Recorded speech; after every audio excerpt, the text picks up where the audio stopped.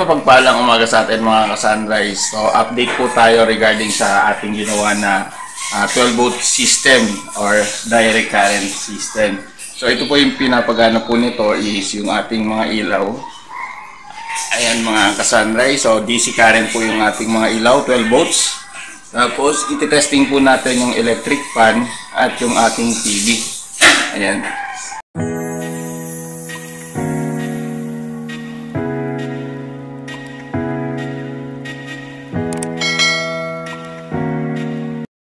Ayan mga ka-Sunrise, kita nyo po, paumaga na po kasi ang time guys is 5:32 ng umaga. Ayan, so bukas po yung ating mga ilaw na 12 volts. Ayan, tapos bukas yung ating electric fan na DC. Ayan, so ito po yung ating ginawa kasi nasira nga po yung ating UPS. So pagbukas po natin ng ating TV, isang click na lang po natin sa switch ng DC-DC back converter is automatically na mag-on na po yung ating TV, yung ating TV Plus at yung Bluetooth speaker. So kung bakit po siya naka-Bluetooth speaker kasi is nasira na po yung audio ng aking TV.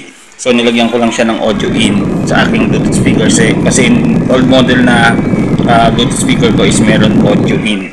Kaya nilagyan ko na lang siya ng audio in para magkaroon siya ng sounds. So check po natin. Ayan. So, inon ko na po yung ating DC-DC back converter. Ayan. So, ayan. Hindi makita kasi may flash yung ating cellphone. So, on na lang po natin yung TV. Pero yung ating TV Plus guys, ayan. Naka-red na. Pati yung ating Bluetooth speaker. Tapos, on na lang po natin yung TV. Try natin manood po. Ayan. Ayan. As you can see, sa kabila nga wala po tayong kuryente. Ayan, nakapanood po tayo ng TV. Ayan, para makita niyo po guys, 5:33 AM ng umaga. Ayan. So, check po natin sa percentage ng ating battery. Ayan, 71%. So, meron pa po tayong 21% na gamitin po natin, no? Ayan. So, ganyan sa katipid yung ating DC system. Ayan.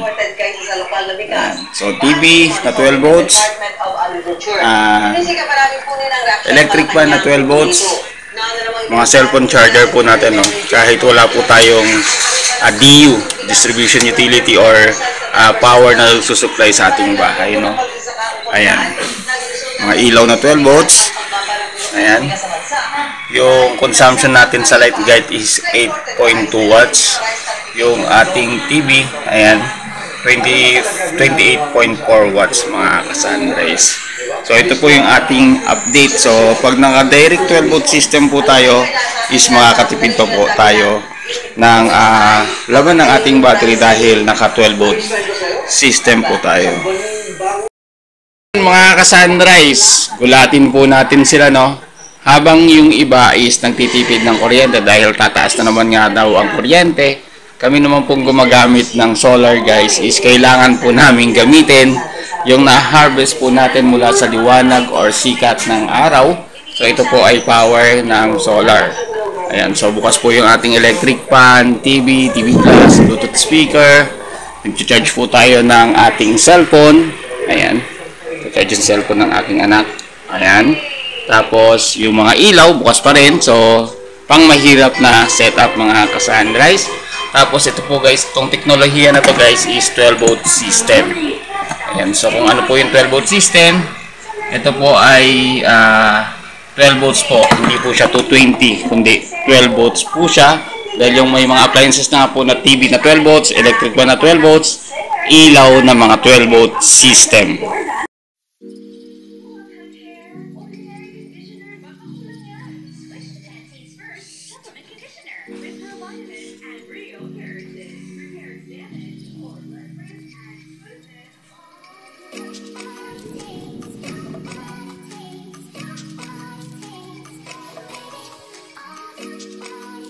Mga ka-Sunrise, nakalimutan ko nga po pala, no? So, yung output supply po natin, ito, no? Ayan, yung wire na yan.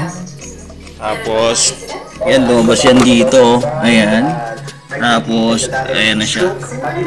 Ayan na yung ginawa natin. So, nanonood po tayo ng TV. Ayan, so time check guys is, date is 9/11. Time check is 8:09. Ayan. Ayan, para klaro po. So, kagandahan po sa... Ayan mga ka-sunrise, kahit gabi na. Using solar off-grid.